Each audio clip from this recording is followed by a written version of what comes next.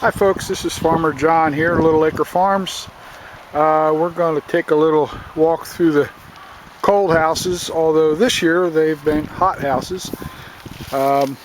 Terrible winter for this year. I've had to replant because of the heat. We're coming to the end of the winter season here. It's just the beginning of April. I believe it's the 6th. A lot of this stuff has been replanted, and this is bok choy in here. This was spinach and dandelion greens. These are something new this year. This is Chinese cabbage, Napa cabbage. There's 1, 2, 3, 4, 5, 6, 10. I think there's 20 plants right in this little area. Trying to keep them nice and tight. There's just starting to form some heads.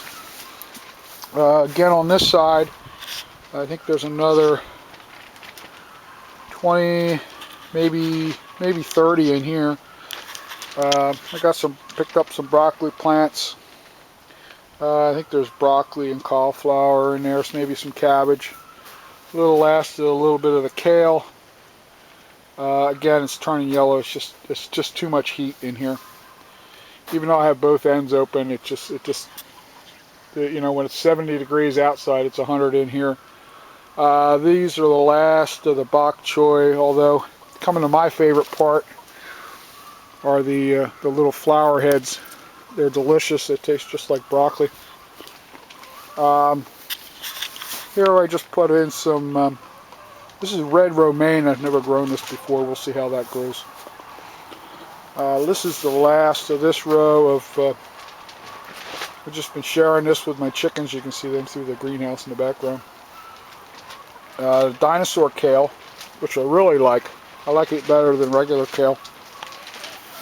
Beets. These are bull's blood and Detroit's, I believe, mixed in together. I grow them for the greens, either cooked or as in salad greens. I have a little CSA here, and we sell salad greens through the winter. Although they do create a beet on the bottom, I just grow them for the tops. This here was Tokyo Bacana, which is kind of looks like a romaine, but it's a very light color. There's a leaf here, just the end of this. Again, it's all went to seed, sprouted, so the chickens got it. This is one of our favorites. This is called rape. Very good, very nutritious. A lot of people don't realize you can eat it because they grow it as a forage, but it's also the seeds they use to make canola oil. There's a little bit more of the dinosaur kale. Again, flowering, and I hate to give it up because it's so good. Over here I have what's left of the arugula. Again, it's all flowering. A little bit more rape. This is some oak leaf lettuce. It's been in, roughly a week. Started as plants. A little bit more bok choy. And I bought this year. This has actually saved my tomato plants. It's a little cold frame. I think there's roughly 80 tomato plants in there. These are 60-day tomato plants, so I'm shooting to have tomatoes really early this year. Hopefully by the middle of June. There's a little flat of bunching onions that just haven't gotten the ground yet. I'll give you a little walk around and show you a little. These are my hoop houses, 42-foot rows. Inside, let's see if I can find a spot here. Inside of this one is broccoli, cabbage, cauliflower. In here, there's some mustard, kale in the middle. The seeds, which you can see, are just starting to come up. There's some beets. Down the other end there are dandelion greens, Most of the stuff I think are greens. I still have another one to put in here with the plants that I have in there. This is part of the garden that just has to be planted yet. Over here I'm trying something new because I need the ground, I need the space, and this ground itself is crappy. So what I've done is I took some 55-gallon plastic drums, cut them in half, I screwed the two ends together, and I set them in the ground just a little bit. I'm photographing these. Everything just kind of sprouted this morning. We got two things of beets. As you can see, they're just starting to break ground. Some arugula, again, just starting to break ground. This is more of the Tokyo Bacana. This is going to be more of the square foot garden. This is going to be really tight. This is Hung Tai, whatever that is. It's a new green for me this year. Very good eating as a green. Some more bok choy. Spinach, which hasn't broke ground yet. I think these are old seeds. I think I planted the wrong batch. This is two things of rape. I don't see any in here this morning. This is a lettuce mix. You can see just a little, just starting to break ground. That's just going to be all lettuces. Here I got some cabbage, some cauliflower in the middle. Here's my line of blueberries. I think there's 13 bushes. We put these in a couple years ago. These have been really great producers. Nice big line of blueberries. Not enough for selling yet, but enough for ourselves. These are some of my girls. We sell farm fresh eggs and vegetables all winter. There's a few different breeds in here. Barb Rock. There are my two anacondas. We call him Ugg because she's the ugliest thing I've ever seen in my life, but a beautiful green egg every day. Here are my New Hampshire Reds. This is a Jet Star, or Red Star, I'm sorry. Partridge Rock there in the middle. White Jersey Giant. So that's another New Hampshire Red. There is a, can't remember what that one is. So there's a few more out here. Most of them. This is our rooster. This is Chi-Chi. He's been brought back. All these birds were born last year on the 18th of April, so they'll be just about a year old, except for the couple of the anacondas. But he's been brought back from death's bed a few times. Such a pretty, he's a dark Brahma. He doesn't get along with anybody except the girls. He's a very gentle rooster. He just walks up and says, okay, I'm ready if you are, and if they're not ready, he goes on to the next. But he does not get along with any other rooster. He's just very docile. This is my chicken coop.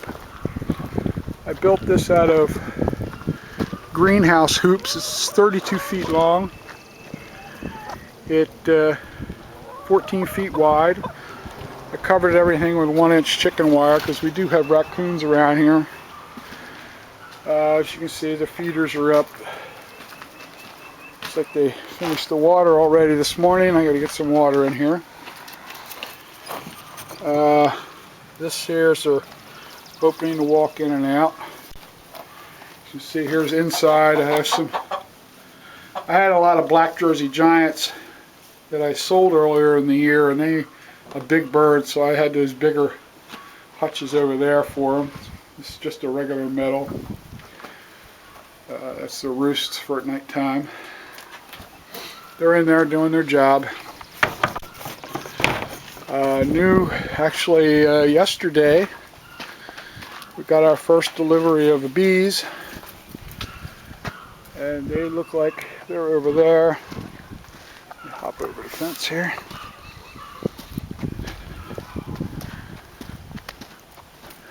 As you can see, they are out and about.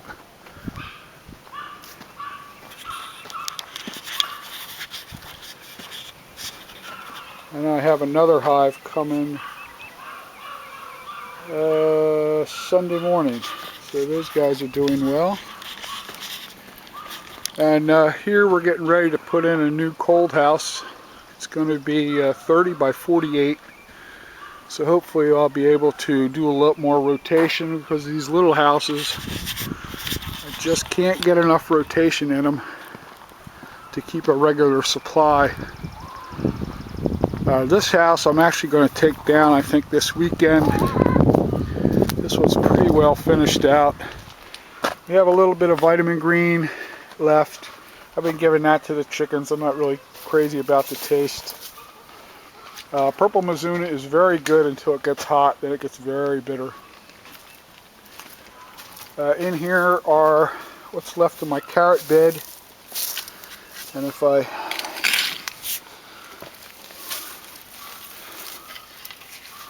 these were all planted very close together. So as you can see, there's tons and tons of carrots in there. I've been picking some of them today. This is the last of my leek bed, and these babies are huge. As big around as your forearm. And I had one yesterday that I would say was almost 20 inches long of white, because they're buried in the ground pretty far, about a foot. That was the best thing that grew in here. This was spinach and other stuff. It's just been tilled up. And over here, which I don't really sell much of, I don't usually bother with because it's just too cheap to buy. But we're really working on being totally self-sufficient here. We've got shallots and onions. It's a 42-foot row there. And yellow onions, a double row, 42 feet long. The bricks, this is in between, is some new blueberry plants. I think there's 10 blueberry plants in there, and I have another 10 out front. These are garlic. Another row of garlic all the way out and about and around. Some kohlrabi. Just trying to use every little space that I can use. Nothing's planted in here yet. And right here we have broccoli and what do I have here? Broccoli and cabbage, I believe. Some more garlic all the way around. In here I'm going to have Jerusalem artichokes. I have to move some of them if they're at the end of my one greenhouse. Alright, well, this is John from Little Acre Farm. We'll give you updates every now and again. If you have any questions on how to grow anything, everything here is 100% organic as possible. We're not certified, but we do practice organic gardening. Our animals, of course, they're unfortunately fed with feed grain, but they're most out and about in these fences. I bought these fences this year and last year. They're all movable. You can electrify them even. They have a little metal wire that goes through them. I have 3 of them. They're 164 feet, and I can move them around the yard where however I want to put them. Right now I've got them in the garden doing some feeding and fertilizing. Alright, well, this is John from Little Acre Farm. See you next time.